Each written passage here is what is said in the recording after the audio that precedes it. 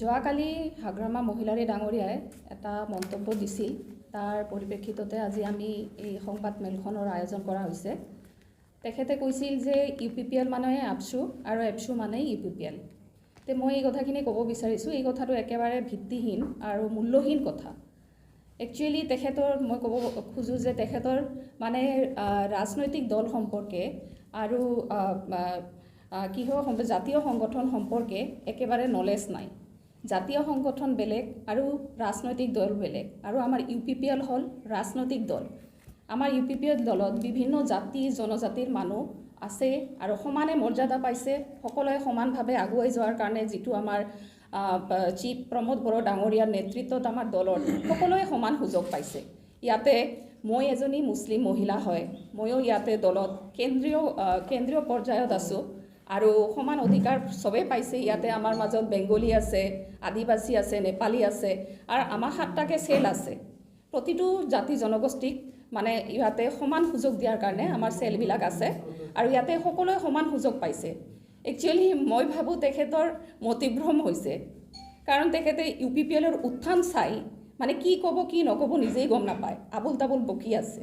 গতিকে তেওঁৰ কথাবিলাক একেবাৰে মূল্যহীন আৰু অৰ্থহীন কথা মই ক'ব বিচাৰোঁ। আৰু তেখেতে এইবিলাক কথা কোৱাৰ আগতে ভাবিব লাগে ৰাজনৈতিক দল কি আৰু ইফালে আপোনাৰ জাতীয় সংগঠন কি।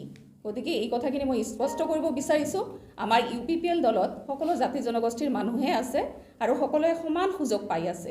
ইয়াতে একো কিন্তু নাই, আৰু সকলোৱে চাই আছে আমাৰ UPPL দল অহাৰ পিছৰ পৰা শান্তিৰ পৰিৱেশ এটা হৈছে, সকলো জাতি জনগোষ্ঠী সমানে আগুৱাই গৈ আছে, এতিয়া এটা শান্তিৰ পৰিৱেশ আছে। গতিকে এই বাতাবৰণটো তেখেতে কেনেকৈ নষ্ট হ'ব তাৰেই ষড়যন্ত্ৰ কৰি আছে। গতিকে তেওঁক মই ক'ব বিচাৰিছোঁ যে এই ধৰণৰ ৰাজনীতি কৰিব নালাগে, য'ত মানে তেওঁ নিজেই মূল্যহীন কথাবোৰ মানুহৰ আগত কৈ ফুৰে। ধন্যবাদ। কৈছে আমাৰ সন্মানীয় চিফ প্ৰমোদ বড়ো ডাঙৰ কথা। তো আমিও শুনিবলৈ পাইছোঁ যেতিয়া BPF চৰকাৰ আছিল, মানে যিটো আপোনাৰ শ্ৰীৰামপুৰ গেট, তাতে বস্তাই বস্তাই BPFে মানে টকা কালেকশ্যন কৰিছিল, আমিও শুনিবলৈ পাইছোঁ। তা আজি তেওঁলোকে কিহৰ ওপৰত ভিত্তি কৰি তাৰ মানে এনেকুৱা কথাবিলাক কৈ আছে, আৰু লাষ্টত যেতিয়া সাংবাদিক বন্ধুসকলে সুধিছে তেখেতক, মই নাজানো, তেখেতে তাৰমানে কেনেকুৱা ধৰণৰ বক্তব্য ৰাখিছে। মই সেইটোৱে ক'ব বিচাৰিছোঁ যে এজন তেখেতে প্ৰাক্তন BTRৰ চিফ, BTC চিফ, আৰু তেখেতে যদি এনেকুৱা উপলঙা মন্তব্য ৰাখে সেইটো মানে ভাল নহয় বুলি ভাবোঁ। তো শুনা কথা আৰু মানে দেখা তাতে বহুত পাৰ্থক্য থাকে। তো আমি 17 বছৰে তেওঁলোকে বস্তাই বস্তাই টকা ভৰাই লৈছে চিণ্ডিকেটৰ পৰা তোলা বুলি আমি শুনিছোঁ। তো এতিয়া আজি তেওঁ যিটো ক'ব বিচাৰিছে এইটো একদম মূল্যহীন ভিত্তিহীন কথা। এইবিলাক আমাৰ BTR চৰকাৰক, আমাৰ প্ৰমোদ বড়ো ডাঙৰীয়াৰ তেখেতৰ মানে যি প্ৰতিচ্ছবি ইয়াক মানে ধূলিসাৎ কৰাৰ কাৰণে কিছুমান ষড়যন্ত্ৰ তেওঁলোকে লিপ্ত হৈছে। তাৰমানে একচুৱেলি অকণমান আগত আমাৰ বাইদেউ ডাঙৰীয়ানী কৈ গৈছে যে আমাৰ UPPLৰ উত্থান দেখি কিনে তেওঁলোকে তাৰমানে ভীতিগ্ৰস্ত হৈছে। আজি চাওক, আৰু এইটোও ক'ব বিচাৰোঁ মই, তেওঁলোকে যে এতিয়া চিঞৰি থাকে উন্নয়ন হোৱা নাই, এতিয়া যিবিলাক দলং ৰাস্তা যিবিলাক ৰৈ আছে, এইবিলাক কি 2 বছৰ ধৰি ৰৈ আছে নে আগৰ পৰাই ৰৈ আছে? আমি যিমান পাৰোঁ এই 2টা বছৰত আমি আপোনালোকক, সেইদিনা আমাৰ প্ৰমোদ বড়ো ডাঙৰীয়াই সংবাদমেল কৰিছে, আমি কি কাম কৰিলোঁ, কি কৰা নাই, গোটেইখিনি আমি প্ৰেছ বিবৃতিৰ যোগেদি আমি ওলাই দিছোঁ। তো 17 বছৰে হাগ্ৰামা মহিলাৰ নেতৃত্বত যিটো BPF চৰকাৰে শাসন চলাই আছে, তেওঁলোকে এনেকৈ প্ৰেছ মিট কৰি কেতিয়াবা মানে ৰাইজৰ আগত তেওঁলোকৰ যিখিনি কাম তেওঁলোকে কেতিয়াবা দেখুৱাইছেনে? আমিতো এইবিলাক চোৱা নাই, কাৰণ আমিও BTCত বসবাস কৰি আছোঁ।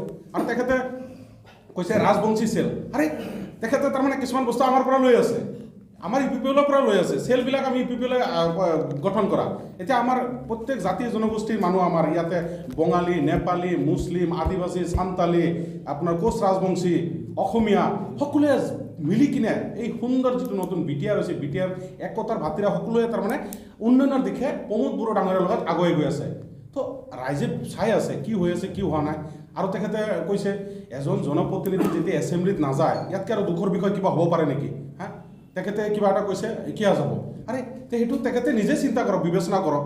এজন জনপ্ৰতিনিধি যদি হয়, সাংবিধানিকভাৱে তেখেতৰ কিমান মানে ৰাইজৰ প্ৰতি যিখিনি সাংবিধানিকভাৱে যিখিনি দায়িত্ব আছে সেইখিনি তেওঁ পালন কৰিছে নে নাই, সেইখিনি আপোনালোকে চাওক।